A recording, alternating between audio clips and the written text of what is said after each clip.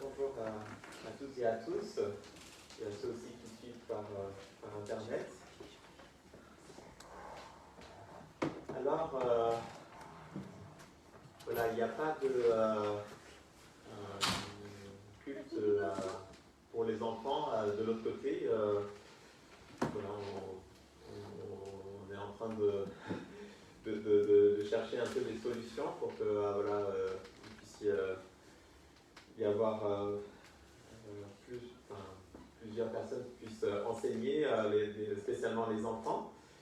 Mais du coup, il faut s'adapter aussi. Et aujourd'hui, voilà, ça va être une histoire que je pense que les enfants connaissent aussi. Ça va être l'histoire de Jésus qui marche, Jésus qui lave les pieds de ses disciples. Alors, est-ce que les enfants, vous connaissez cette histoire? Ça vous dit quelque chose? Tu la connais un petit peu trop? Ah. Je m'en souviens plus trop. Ah, tu t'en souviens plus trop. J'ai l'oreille là qui est bouchée, donc je n'entends pas très bien. Ça n'a rien à voir avec mon âge, mais l'oreille qui est bouchée là. Tu t'en souviens plus trop. Donc c'est Jésus, il lave les pieds des disciples. C'est juste ça que tu te souviens peut-être. C'est ça? D'accord, ben on va découvrir ensemble. Hein. Alors, ça bien si je prends des notes, ça sera plus facile. Pourquoi prêcher sur ce texte? Ben, c'est qu'en regardant le calendrier, je me suis rendu compte qu'on arrive très prochainement à un temps qu'on appelle un temps de carême. Alors c'est vrai que chez les protestants, c'est pas forcément quelque chose qui prend autant d'importance que chez les catholiques. En tout cas, ça ne se vit pas de la même manière que dans l'Église catholique. Mais pour autant, c'est voilà, une tradition qui est plutôt intéressante et que voilà, je vous propose de vivre à notre façon. Carême, ça veut dire en fait pendant 40 jours avant la Pâque. Donc Pâques, c'est le 4 avril, si je me souviens bien. Donc c'est mercredi prochain, on arrive à moins 40 avant Pâques. Et bien pendant ces 40 jours, et bien, prendre ce temps pour voilà, peut-être de nouveau réfléchir à notre foi, à réfléchir à ce que Jésus il a fait à la croix, comme on le fait chaque dimanche, hein, certes, mais peut-être pendant ces 40 jours, encore plus spécialement, se mettre devant Dieu et s'émerveiller de nouveau, se réapproprier la vie que Dieu nous a donnée, et peut-être aussi ce temps spécialement pour le changement, changer notre vie pour qu'elle soit bien celle où Christ habite vraiment dans notre vie. Et donc, pour ce temps de carême, nous aurons, je vous propose que nous arrêtons sur ces textes qui sont de Jean 13 à Jean 17. Et donc, Jean 13, c'est juste avant le repas de la Pâque. Et Jean 17, c'est la Pâque même. Hein. Donc, c'est pendant ces 4 chapitres de s'arrêter ensemble en ces 40 jours. Donc, il y aura aussi le temps d'études bibliques qui seront consacrés aussi à l'étude de ces passages pour voir ce que le Seigneur veut nous parler à travers ces textes. Alors, j'ai entendu aussi il y a des personnes aussi qui parfois souhaiteraient avoir un échange après autour des prédications pour pouvoir mieux s'approprier. Et donc, le temps d'étude biblique est aussi un temps où on peut faire cela. Alors, l'étude biblique se fait via Internet puisque c'est le soir, mais vous pouvez aussi venir me voir si vous voulez tout simplement qu'on fasse aussi une autre rencontre ou juste voilà, se voir pour un rendez-vous qui se passerait plutôt dans l'après-midi. Hein. Il n'y a pas de souci aussi pour cela. C'est tout à fait proposition.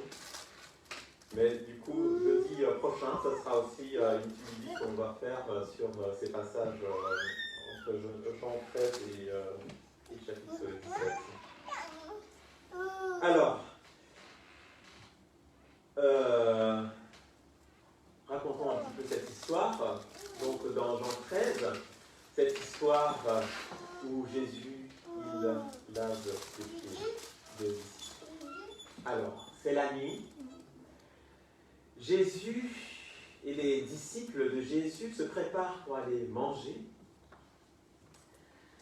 Chaque personne a l'air bien préoccupée, en fait, dans cette histoire. Et même, plus que ça semble assez tendu comme atmosphère. On rentre dans une chambre, une chambre haute, certainement parce qu'elle est en hauteur, tout simplement, une pièce qui est en hauteur. Et déjà là, une question préoccupe dès qu'on rentre dans cette pièce. Mais où se trouve le serviteur, l'esclave, enfin une mauvaise connotation aujourd'hui, depuis plusieurs siècles, mais où se trouve le serviteur qui d'ordinaire lave nos pieds? Vous savez qu'à l'époque, on marchait avec des sandales sur du sable, il n'y avait pas de goudron, ou sur du sable ou sur de la terre, donc on avait les pieds sales. Je ne sais pas si vous avez déjà fait cette expérience, vous allez à la plage, vous avez les pieds nus, et bien, le sable il se met sur les pieds, entre les doigts de pied, etc. Et c'est bien compliqué, c'est sale. Et comme à l'époque il n'y avait que des pieds sales et des pieds qui étaient sales, c'était important, et même très important, pour accueillir les invités, que le serviteur soit là pour charger de laver les pieds. Mais là, dans cette histoire, il semble qu'il n'y a pas de serviteurs qui viennent, comme ça devrait être le cas. Pas de serviteurs qui viennent pour laver les pieds. C'est une façon tout à fait normale d'accueillir les personnes, pour recevoir les personnes, de laver les pieds. Bon, c'est pas grave, on s'installe pour manger sur les sofas autour de la table. Et oui, à l'époque, les temps ont bien changé, on n'avait pas des chaises, mais c'était des sofas qu'on mettait autour de la table. Les disciples et Jésus sont bien installés. Il y a Jésus qui prononce la prière traditionnelle de reconnaissance. Peut-être que c'est quelque chose que vous faites aussi, encore aujourd'hui, avant de manger, de prier. Et puis là, Jésus se lève. On ne se lève pas quand on est à table, n'est-ce pas, les enfants? Vous ne levez pas quand vous êtes déjà installés sur la table. On reste bien sur la table. Qu'est-ce que nous avons appris depuis tout petit? Jésus, il ôte son vêtement, il va vers les pieds. Oh. Là, vraiment, les disciples n'en croient pas leurs yeux. Se ceint d'une serviette, prend un grand récipient d'eau, et puis il vient vers les disciples. Et normalement, ce sont des serviteurs qui font ça, ou encore des femmes peut-être qui vont d'ordinaire vers un évier. Oui, je vous rappelle que l'histoire se passe il y a plus de 2000 ans. C'était à l'époque, les hommes ne s'approchaient pas trop de la cuisine, ne s'approchaient pas trop de l'évier. Et les hommes se laissaient servir. Qu'est-ce que Jésus est en train de faire? Qu'est-ce que c'est choquant. Je vous propose de lire ce texte maintenant dans la Bible, en Jean 13.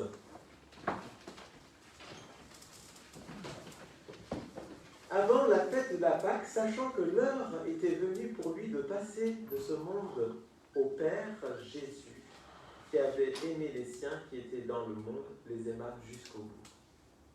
Pendant le dîner, alors que le diable a déjà mis au cœur de Judas, fils de Simon Iscariote, de le livrer, Jésus, qui sait que le Père a tout remis entre ses mains, qu'il est sorti de Dieu et qu'il s'en va à Dieu, se lève de table, se défait de ses vêtements et prend un linge qu'il attache comme un tablier.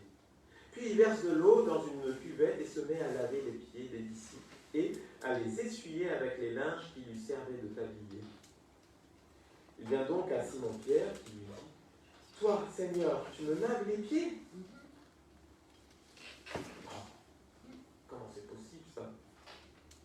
Et Jésus lui répondit « Ce que moi je suis en train de faire, toi tu ne le sais pas maintenant, mais tu le sauras après. Tu comprendras plus tard. » Pierre lui dit « Ah non, hein, jamais, hein, tu ne me laveras pas les pieds. Hein. » Jésus lui dit « Si tu ne te laves pas, tu n'as pas de part avec moi. » Simon-Pierre lui dit « Alors Seigneur, pas seulement les pieds, mais aussi les mains, la tête, puis tout le corps. » Jésus lui dit « Celui qui s'est baigné n'a pas besoin de se laver que les pieds. N'a besoin de se laver que les pieds, excusez-moi. Il est entièrement pur. Or, vous êtes purs, mais pas tous. » Il savait en effet qui allait le livrer. C'est pourquoi il dit « Vous n'êtes pas tous purs. » Il s'agit de Judas, celui qui va le livrer. Après leur avoir lavé les pieds, après avoir repris ses vêtements, il se remit à table et il leur dit « Savez-vous ce que j'ai fait pour vous? Vous m'appelez maître et Seigneur, et vous avez bien raison, car je le suis. Et si donc je vous ai lavé les pieds, moi le Seigneur et le maître, vous aussi vous devez vous laver les pieds les uns les autres. Car je vous ai donné l'exemple afin que vous aussi vous fassiez comme moi j'ai fait pour vous.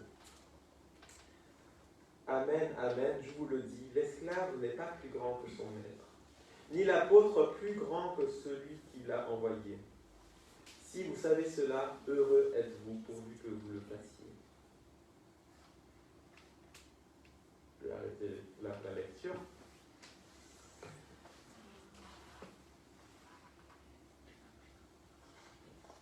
Donc au début, j'ai raconté un petit peu comment ça s'est passé, le lavement des pieds, et puis à un moment donné, Jésus il arrive vers le disciple Pierre. Ah non, hein. Il faut arrêter ces balivernes, hein. C'est pas possible, on ne peut pas laver les pieds comme ça, toi qui es maître. C'est pas possible. Alors que si. Au verset 3 de ce passage, il nous apprend que Dieu, il est tout puissant. Alors c'est d'autant plus bizarre que ce que Jésus y fait. Il est dit au verset 3 que Dieu, le Père, a tout remis entre les mains de Jésus. Donc il a tout Jésus. Et pourtant, on sait qu'il y a un des disciples, Judas, qui va le trahir. Ça fait 3 ans que Judas, le disciple, il suit Jésus. Mais il faut dire les choses assez franchement. Hein. Jésus n'est pas le sauveur que le disciple Judas attendait. Il ne les a pas délivrés des Romains. Ben oui. On peut même dire peut-être qu'Astérix et Obélix ont fait franchement mieux. Hein. Bah, c'est sûr. Hein. Bah oui. Mais Quand il y a Astérix et Obélix, c'est sûr que c'est pas du genre. bah oui. Alors pourquoi dire que Jésus il est tout puissant alors qu'il va pendant les 3 ans et pas les délivrer des Romains et puis que là tout d'un coup il se met à faire le travail d'un serviteur. Il n'a rien d'un super-héros ce Jésus. Et encore moins avec son attitude de laver les pieds des disciples. En tout cas, c'est pas comme cela qu'il va sauver l'humanité. C'est probablement, en tout cas, ce que Judas a dû penser.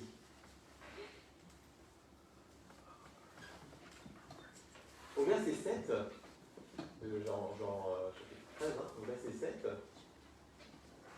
Jésus dit à Pierre, tu comprendras plus tard tout ce que Jésus est en train de faire avant les pieds. C'est vrai que tout ce que Jésus est en train d'entreprendre ne semble pas cohérent. Il sait qu'il y a au sein de son clan une personne qui va le trahir. Il sait tout, mais il va à table tranquillement. Il prend la place du serviteur chargé de laver les pieds, alors qu'il est considéré comme un maître. Tout l'inverse du rôle qu'il est en train de se mettre en scène là. On ne comprend pas. À quoi ça sert quelque part de se ridiculiser comme cela? Et puis,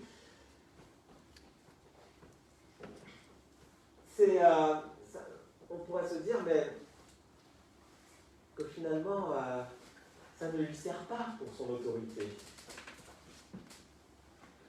En fait, quand Pierre est en train de protester, c'est plutôt parce que Pierre n'accepte pas cette inversion des rôles à laquelle le Christ semble se prêter. Parce que Pierre confesse que Jésus est le Seigneur.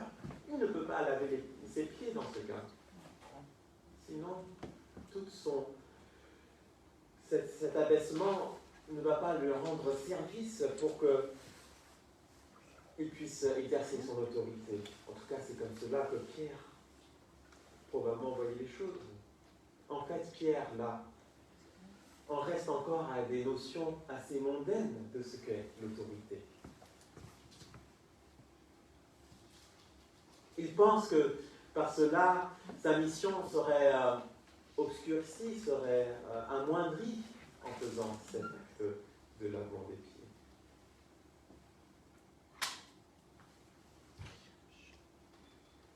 C'est en servant qu'on comprend réellement toutes les dimensions des besoins de son prochain. Parce que c'est en servant que on prend le temps, concrètement. Laver les pieds, par exemple, c'est prendre le temps de laver entre les doigts tout le sable, la terre qu'il peut y avoir, par exemple. Alors c'est vrai que les pieds, ce n'est pas ce qui demande le plus de pudeur, mais quand même, les pieds sont une partie du corps qu'on ne laisse pas facilement toucher par les autres. On peut se serrer la main. Alors ça c'est avant le Covid. On se fait une tape sur l'épaule, la bise, etc. Mais les pieds, c'est assez personnel. En général, c'est nous-mêmes qui nous occupons de cela, de nos pieds. Et par cela, Jésus touche en fait personnellement les disciples. Il va à la rencontre tel un frère en partageant le repas. Mais il va même au-delà de cela. Il va toucher en profondeur en entrant dans ce qui nous appartient personnellement. Il ne va pas simplement à la rencontre de l'autre, mais il rentre en communion.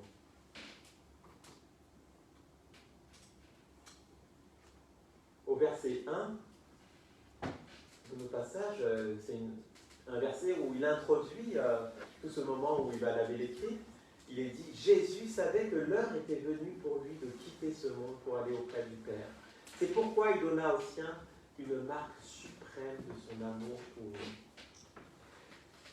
Dans cette histoire, Jésus a voulu marquer un dernier acte d'amour avant d'être mis à mort.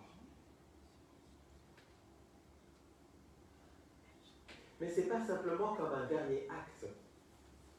Parce qu'au verset 15, après cette histoire, Jésus nous demande d'agir également par la suite. Il nous donne un exemple à suivre pour le futur, mais qui n'est pas si simple que ça, apparemment.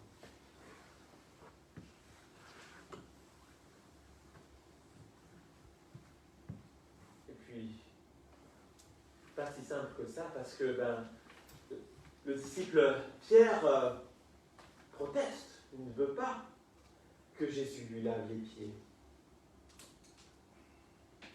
Mais Jésus lui répond au verset 8, « Si tu ne te laves pas, il n'y a plus rien de commun entre toi et moi. » C'est un peu fort, cela.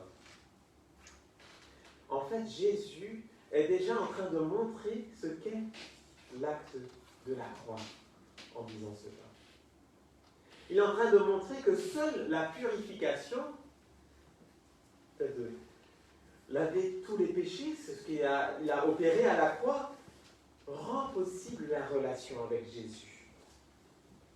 Et donc, ce qu'il a fait, c'est une image de purification, du fait qu'il nous a lavé des péchés. En lavant les pieds, il nous montre cette image-là. Et c'est pour ça que le disciple Pierre, il comprend cela, il se dit, mais alors, il ne faut pas laver que les pieds, il faut laver tout le corps. Parce que ce n'est pas que les pieds, on veut que Jésus nous transforme entièrement dans notre corps. Et c'est là où c'est intéressant, c'est que Jésus va répondre aussi à cela. Et sa réponse, la réponse de Jésus, est exactement tout l'enjeu de la façon que nous avons à vivre notre relation avec Dieu. Dans le verset 10, Jésus va répondre ceci. « Celui qui s'est baigné est entièrement pur. Il lui suffit de se laver les pieds. Vous êtes purs. » Mais il rajoute, mais pas tous, en parlant de celui qui va le trahir, Judas. Mais il va laver aussi les pieds de Judas. Alors, qu'est-ce que ça veut dire? D'un côté, il dit, on n'a pas besoin de se baigner parce qu'on est entièrement pur, mais il suffit quand même de se laver les pieds. Qu'est-ce que Jésus a voulu dire? Jésus est déjà en train de dire que ce qu'il va s'apprêter à accomplir bientôt par le sacrifice de la croix, va en fait suffire. C'est le bain rituel, c'est le bain purificateur. Celui qu'on fait quand on s'engage par le baptême, où on se met sous l'eau. Cet acte d'amour à la croix va suffire. Parce que cet acte d'amour est tellement grand. Dieu qui donne sa vie pour notre purification de tout péché, il va prendre tout cela en mourant à la croix. Tout ce qui est mauvais en nous, tout cela pour que nous ne mourions pas. Celui qui s'est baigné, donc tout son corps, est entièrement pur. L'acte du baptême, donc le corps enseveli entièrement dans l'eau, signe de notre engagement avec Dieu, est ce symbole de purification dans le fait qu'on a accepté que Jésus meurt pour nous. Nos fautes, nos mauvais comportements, c'est Jésus qui les prend en mourant à notre place. Alors, pourquoi encore laver les pieds? Pourquoi devons-nous encore laver les pieds? Le fait de se laver les pieds, probablement, renvoie en fait aux bonnes habitudes que nous devons prendre. Quelles sont ces bonnes habitudes? C'est que les pieds, ça pue. Les pieds, c'est sale à chaque fois. Mais c'est pas ça que Jésus veut nous montrer. L'image qu'il veut nous montrer, c'est la bonne habitude de l'hygiène spirituelle du disciple, du chrétien, qu'il doit avoir. Le fait que le disciple chrétien doit avoir une confession régulière des péchés. Il est convié à faire cela. Et je pense que c'est ça que Jésus a voulu dire en disant qu'il y a juste à se laver les pieds. Il veut nous rappeler que nous restons encore sales. Nous avons besoin de laver de laver nos péchés et que Jésus nous pardonne. C'est ce que l'épître de Jean, au chapitre 1, verset 9, nous dit, si nous confessons nos péchés, il est fidèle et juste pour nous pardonner nos péchés et nous purifier de toute injustice. Si nous confessons nos péchés. Et donc, ça doit être une habitude de notre hygiène. Quand chaque matin, on se lève, on se lave peut-être pas forcément les pieds aujourd'hui, c'était le cas il y a 2000 ans, mais quand on a une certaine hygiène, normalement, et c'est en cela que Jésus nous rappelle aussi que nous avons une hygiène spirituelle aussi pour avoir cette relation avec Dieu. Jésus vient à ta rencontre personnellement, toi qui as déjà donné ta vie, peut-être, à lui. Ça veut dire que tu t'es lavé tout ton corps. Il n'y a plus besoin, tu as pris cet engagement du baptême, tu es purifié. Mais Jésus vient à ta rencontre encore et encore personnellement en te lavant les pieds. Mais laver les pieds, c'est un peu gênant. Quand il y a quelqu'un qui te lave les pieds, si je vous lave les pieds, ça vous gênerait probablement. Et toi, en tant que frères et sœurs, tu es appelé aussi à t'humilier et aller là où peut-être c'est pas ton rêve d'y aller, c'est pas un rêve d'aller laver les pieds des uns et des autres. Mais pourtant, c'est quelque chose qu'il faut faire.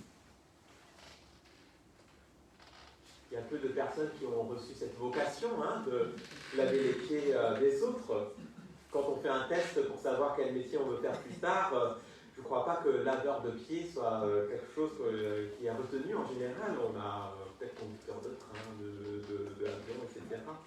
Mais pas serviteur. Ce n'est donc pas naturel que de faire cela. Et ça demande un effort important. Et ça demande aussi de oser faire cela. C'est ce que Jésus a fait. Jésus s'est fait remarquer, il s'est fait un peu ridiculisé peut-être quand même, on peut dire. Mais c'était essentiel. Et beaucoup de choses, aujourd'hui peut-être encore, nous empêchent d'avoir une bonne communion avec notre Seigneur. Lavons les uns les autres nos pieds, confessons nos péchés, afin que cet engagement que nous avons pris à travers le baptême puisse pleinement prendre sa place dans notre vie. Laver les pieds, ce n'est pas simplement aller à la rencontre, comme je l'ai dit tout à l'heure, c'est vraiment rentrer en communion. Rentrons en communion avec Dieu, en confessant nos péchés, et rentrons en communion avec nos frères et nos sœurs.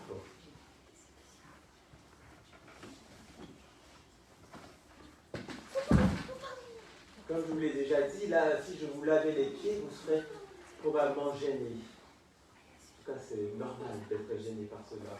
Et dans notre monde, il n'est pas très naturel non plus de remettre un souci que nous avons dans notre vie, par exemple, le fait qu'on n'arrive peut-être pas à gérer nos émotions ou qu'on se laisse trop facilement écraser par un péché ou par une faute. Dans notre monde, il n'est pas très naturel de faire cela.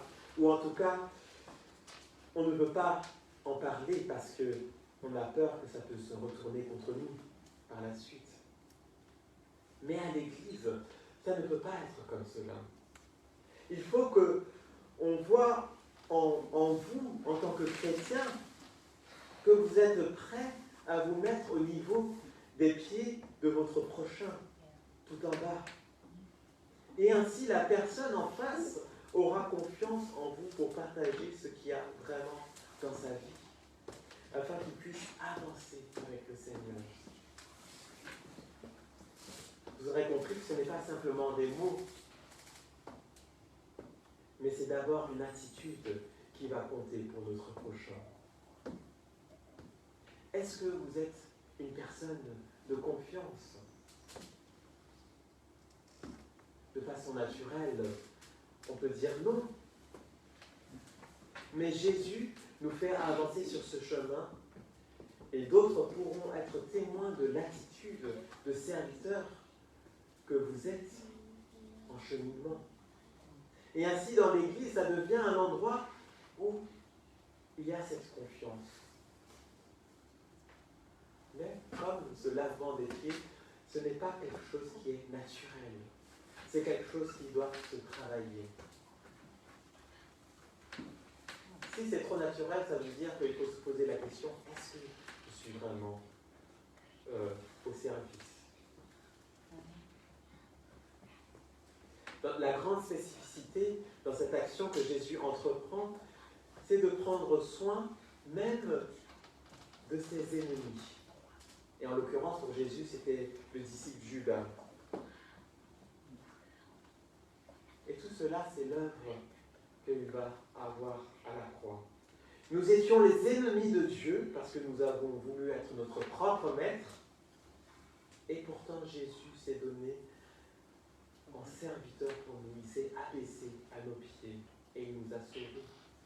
Et nous de même, mettons-nous au service les uns des autres afin que d'autres puissent accéder à la vie que Christ a offerte. Donc vous aurez compris que la démarche de Jésus, c'est que nous avons à apprendre à servir. Que cela ne vient pas de façon naturelle. Que la confiance se construit aussi.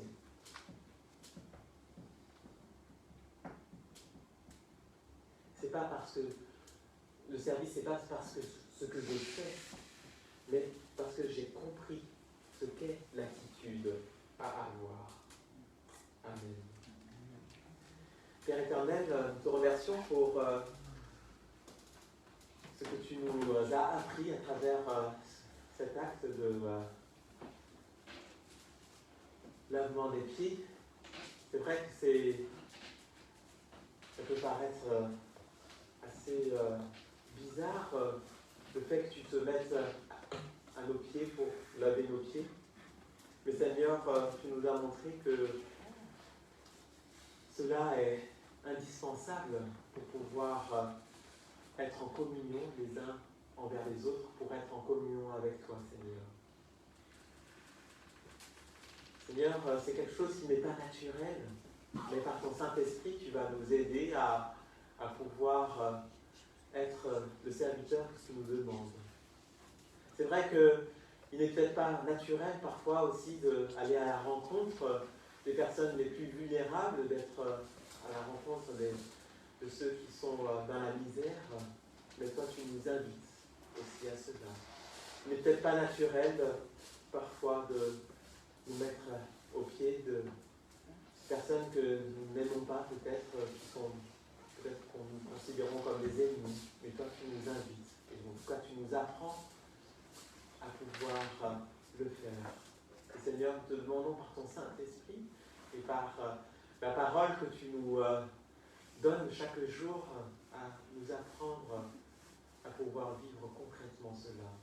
Parce que nous voulons que même nos ennemis puissent un jour accéder à la vie que tu leur donnes, Seigneur. Merci pour la mission que tu nous donnes. Merci parce que tu nous rends utiles par toi et que tu ne nous as pas laissés sur terre tout simplement pour rien faire, mais tu nous as mis sur terre parce que tu as quelque chose pour nous. Tu nous as mis sur terre parce que tu veux voir d'autres personnes aussi accéder à la relation avec toi. Merci de nous aider au quotidien dans cette vie que tu nous donnes, Seigneur. Amen.